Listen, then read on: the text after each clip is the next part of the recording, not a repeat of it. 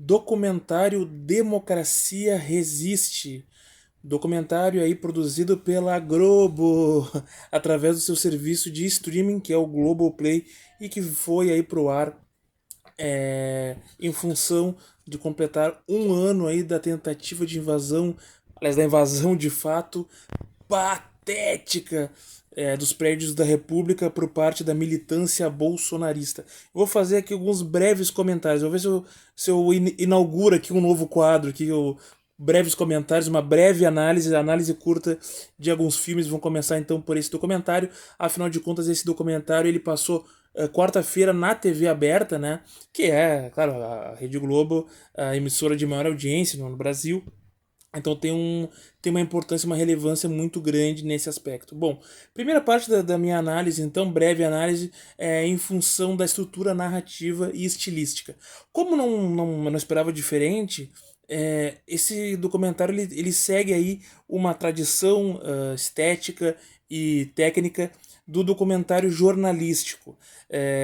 Então, com intervenções ao modo da reportagem, que tem realmente uma estrutura narrativa que vem para explicar ponto a ponto para o espectador o que está acontecendo e como está acontecendo, com intervenções da reportagem até para deixar claro alguns pontos que possam ficar distantes da compreensão do espectador. Nesse aspecto, daria até para fazer uma discussão se realmente é um documentário e não uma reportagem em vídeo. Mas eu não vou fazer essa discussão aqui. Poderia fazer, mas não irei. De repente, num outro momento, a gente discute as diferenças entre uma coisa e outra, até porque a diferença é bem tênue pela maneira de narrar os fatos, que é basicamente uma diferença por um documentário que tenha uma tradição cinematográfica, onde a gente tem um outro tipo de narração, onde tem um narrador. Tem diferentes tipos de narração, claro. A mais comum é que a gente chama de voz de Deus, que é aquele narrador que sabe de tudo, né? Diferente de um repórter fazendo a narração. Inclusive, em alguns momentos da narrativa, aparece os repórteres como testemunha dos fatos. Então, a própria reportagem se coloca como de certa maneira, atuante e até como personagem da própria trama, tá? Então esse é o primeiro aspecto que eu quero trazer. O segundo aspecto é o aspecto técnico da execução. Então, claro, como também não era de se esperar diferente, uma produção que tem realmente a gente vê um peso de condições de produção. Então, a gente vê, por exemplo, as imagens trazidas dos fatos em si, do 8 de janeiro, da invasão, da intentona bolsonarista. A gente vê esses fatos com um grau. As imagens foram tratadas, como eu tenho um olhar técnico para isso, né? As imagens foram colorizadas e tratadas de modo a ter uma unidade estética com as das entrevistas coletadas pelo próprio documentário, as entrevistas produzidas pelo documentário. O documentário ele tem uma estrutura que mescla depoimentos com imagens de arquivo. Nesse ponto ele é bem tradicional, né? Uma estrutura bastante tradicional de documentário. Então a gente via duas câmeras sempre, filmava sempre com duas câmeras, uma câmera aberta e outra fechada na metade do corpo aqui, que a gente, no primeiro plano dos entrevistados, e aí fazia a mescla ali na montagem, o que é uma estrutura bastante clássica de documentário, e que com um arrojo técnico, eu vou dizer assim, agora analisando, né, com um arrojo técnico bastante arrojado, realmente um arrojo técnico bastante elevado, um tratamento de imagem, de cor que fazia com que o olhar do espectador mantivesse um padrão, né? Vai ver, esse é o tal do padrão Globo de qualidade. Aí, claro, um outro aspecto importante é o conteúdo. E aí é importante destacar que toda a propaganda do documentário, né, da divulgação do documentário, é que teria muitas imagens inéditas. Esse é o primeiro ponto que é bastante negativo. Muito pouca coisa é inédita. O que dá pra dizer que é inédito são as entrevistas. Conseguiram entrevistar o Lula, Alexandre de Moraes, entre vários outros representantes da República, que também é algo que a gente já esperava, até porque a gente já tinha visto no comercial que isso ia acontecer, né? Agora, imagens exclusivas do ocorrido, ou seja, da invasão bolsonarista, né, intentona civil-militar, muito pouca coisa inédita, pouquíssima coisa. O que tem basicamente são imagens que foram feitas por pessoas do governo lá, a equipe do Dino e do Capelli, que filmaram algumas coisas. Também imagens do Lula no dia, porque o Lula estava em Araraquara. Então, ele tomando as decisões e alguém estava filmando ele no celular. Filmando ele, né, com o celular, enquanto ele falava no celular dele. Então a gente via ele tomando as decisões por telefone. Isso é interessante, dá pra dizer. Mas para quem acompanhou aqueles fatos, as decisões que ele estava tomando ali já eram conhecidas. Então não teve nada demais, assim, nada de inédito, realmente. Como eu falei, há poucos detalhes. Então, sobre esse aspecto também é algo que ficou bastante a desejar no meu entendimento, né?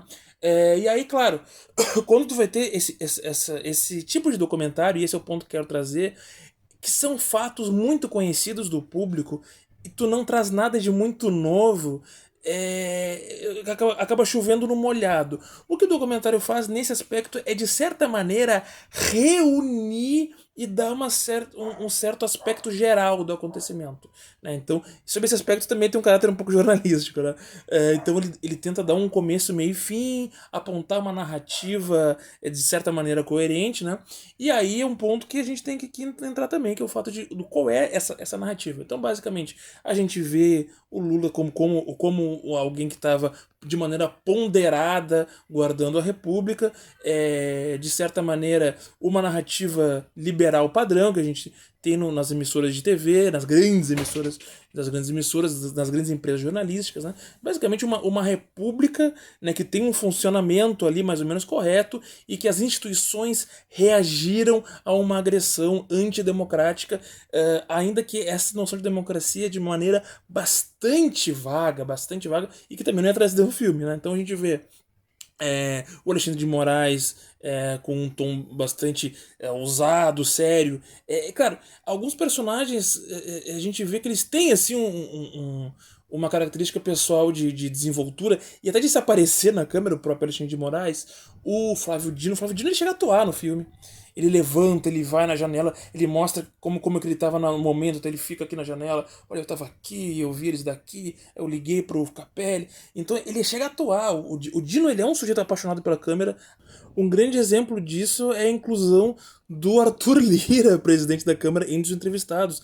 Ele faz uma fala bastante neutra, porque ele é basicamente um aliado deles, né? É um aliado dos caras, um aliado dos bolsonaristas, mas que estava ali cumprindo um papel institucional de representante da Câmara dos Vereadores, né? Então a Globo, ela assume esse papel institucional republicano, né?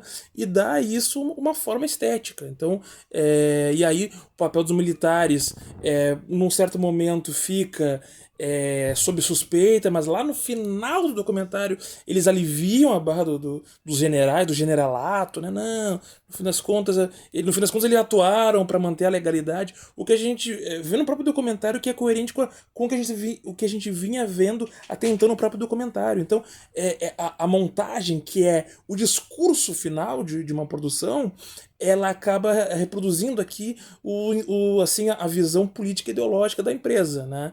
Que é aquela coisa, a mantenedora do atual status quo, né? De uma república liberal e por aí vai. E também no final do filme a gente tem um discurso final ali, visual, que é porque a gente vê ao longo do filme a quebradeira, que são imagens que a gente já viu, os caras quebrando, os caras vandalizando os quadros do Di Cavalcante, antinacionais, antipatrióticos que eles são, né? E aí no final a gente vê, por exemplo, ali a restauração, né? Os funcionários do palácio restaurando aquelas obras. Então a gente tem um discurso visual dessa reconstrução. E aí, claro, o Lula como uma espécie de um articulador. Então, fazendo uma síntese aí, né? Um documentário que ele tem, um acabamento técnico realmente bastante arrojado. Claro, eles tiveram muito tempo para fazer o filme, tiveram um ano para fazer o documentário e muito dinheiro, então realmente isso se verifica na produção. E um conteúdo que, como eu falei, ele é muito ameno, assim, choveu no molhado na maior parte do tempo, em termos políticos nem se fala, muito aquém das necessidades do país.